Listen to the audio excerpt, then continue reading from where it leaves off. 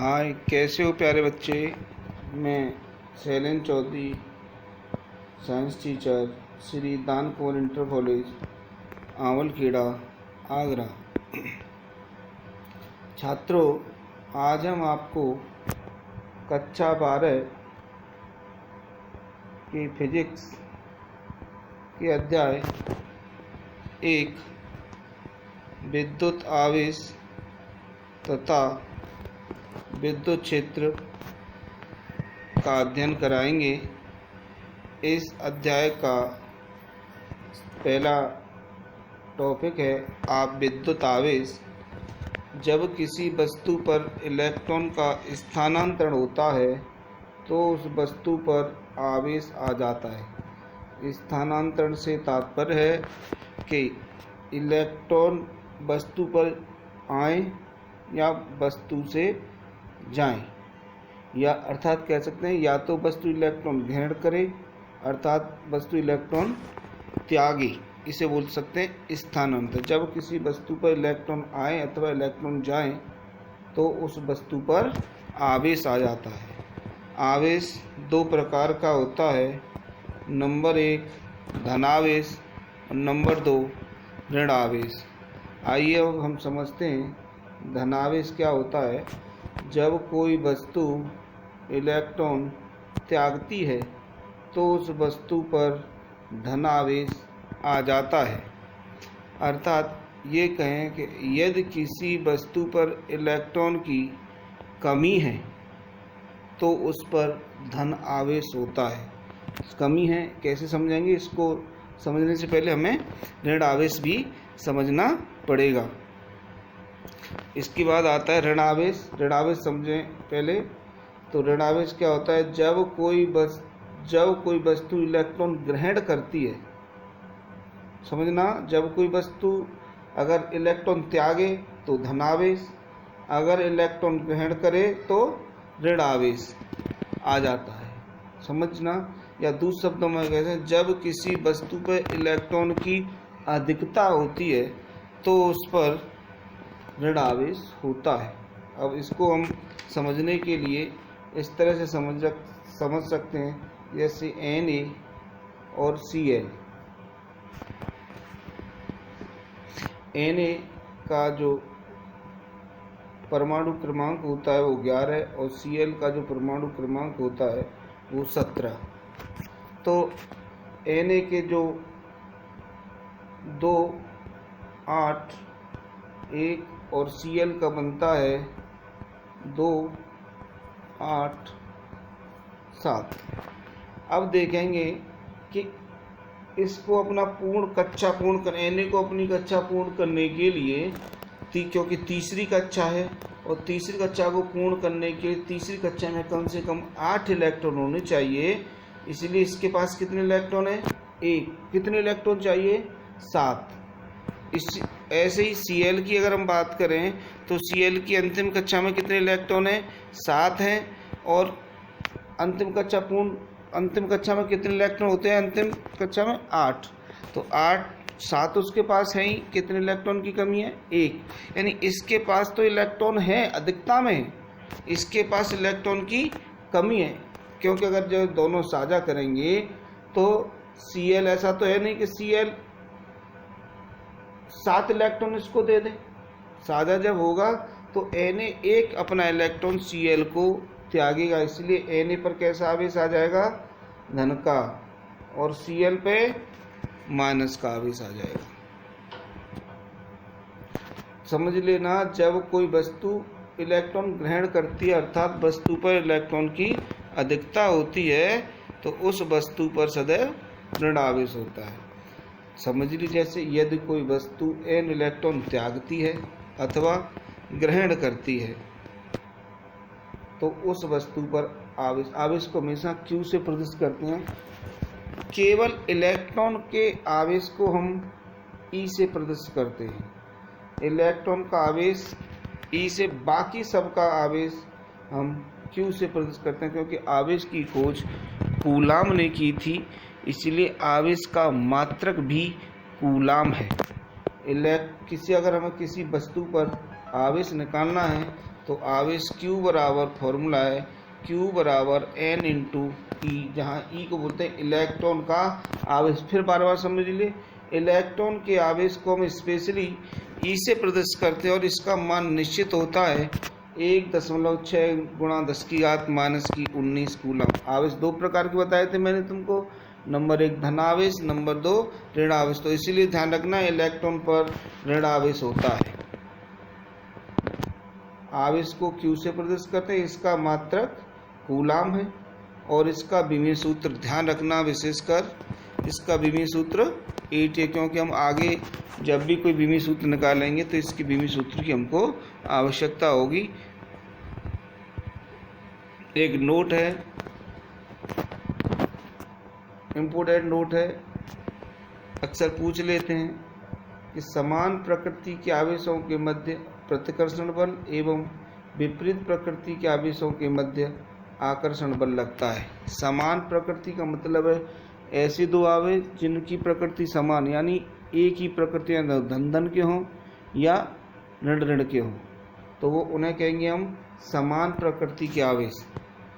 अगर दोनों ही धन के आवेश हैं तो उनके बीच में प्रतिकर्षण बल लगेगा, अगर दोनों ही ऋण के आवेश हैं तो उनके बीच में प्रतिकर्षण बल लगेगा।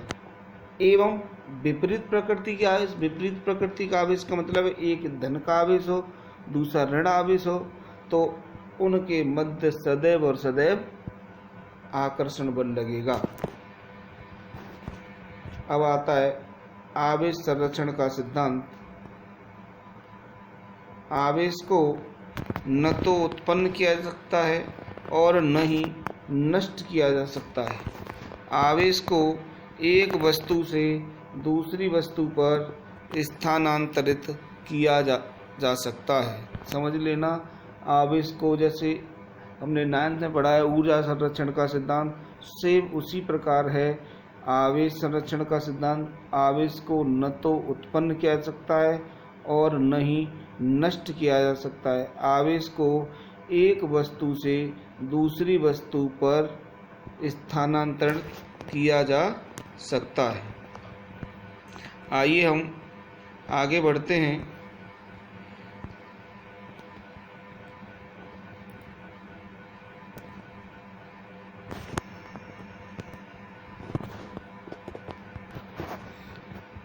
आवेशों के बारे में और थोड़ा समझें कि आवेश किसे कहते हैं। आवेश हमारे दैनिक जीवन में हमें कहीं जब किसी वस्तु पर आवेश आ जाता है तो वह वस्तु छोटी छोटी वस्तुओं को अपनी ओर आकर्षित करने लगती है। आवेश वाली वस्तुओं को अपनी ओर आकर्षित करने लगती है। जैसे अगर एवोनाइट की छड़ को रेशम से रगड़ें तो एवोनाइट की छड़ आवेशित हो जाती है, अर्थात अगर उसके पास हम कागज के छोटे छोटे टुकड़े डाल दें तो वह कागज के छोटे छोटे टुकड़ों आवेश को हम और इस प्रकार से समझ सकते हैं। जब एवोनाइट की छड़ को रेशम से रगड़ा जाता है तो एवोनाइट की छड़ आवेशित हो जाती है। आवेशित होने से वह छोटी छोटी वस्तुओं को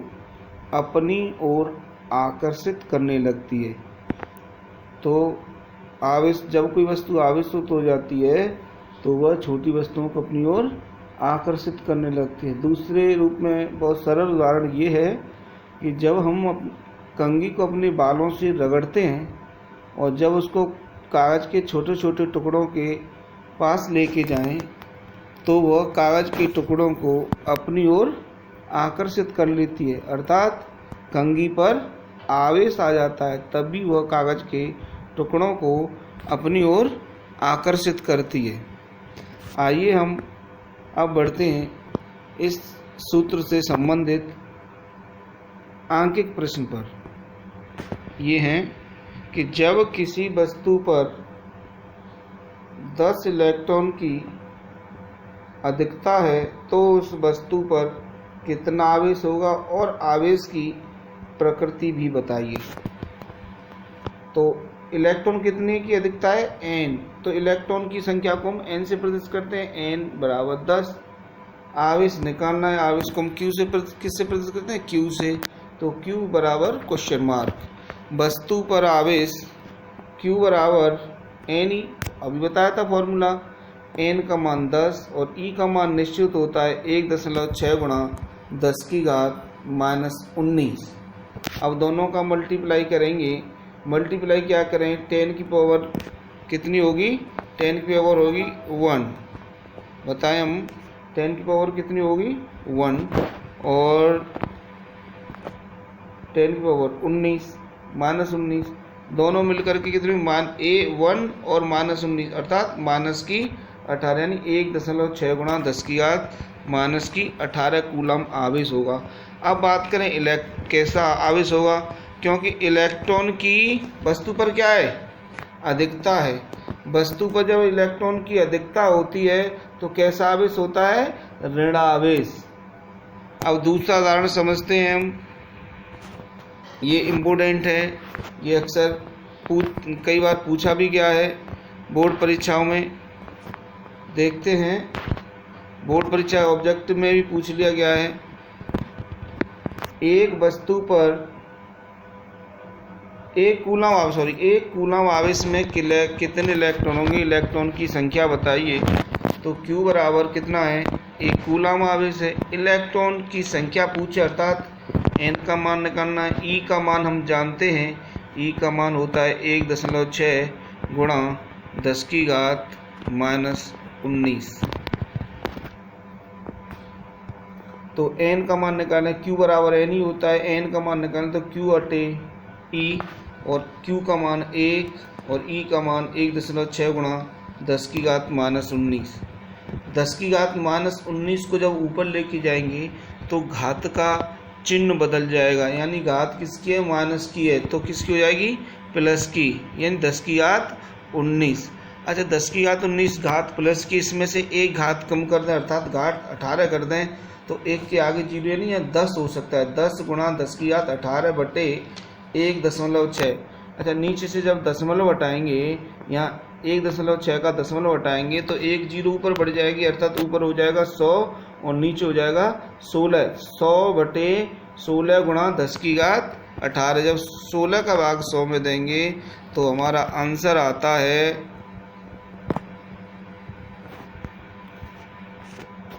कितना आता है? हमारा आंसर 6। 16 का भाग देंगे हम कितने में?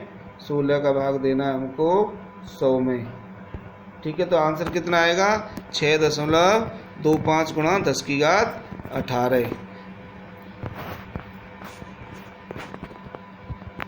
प्यारे बच्चों, आज इतना ही। कल हम आपको कूलम के नियम के बारे में पढ़ाएंगे। सब छात्र कॉपी पेन पेंसिल लेकर के साथ बैठें, जिससे जो भी पॉइंट हों उनको नोट करते जाएं और वीडियो के अंत में जो सवाल पूछे जाएं आपको उन सवालों के सही जवाब दे सकें। धन्यवाद।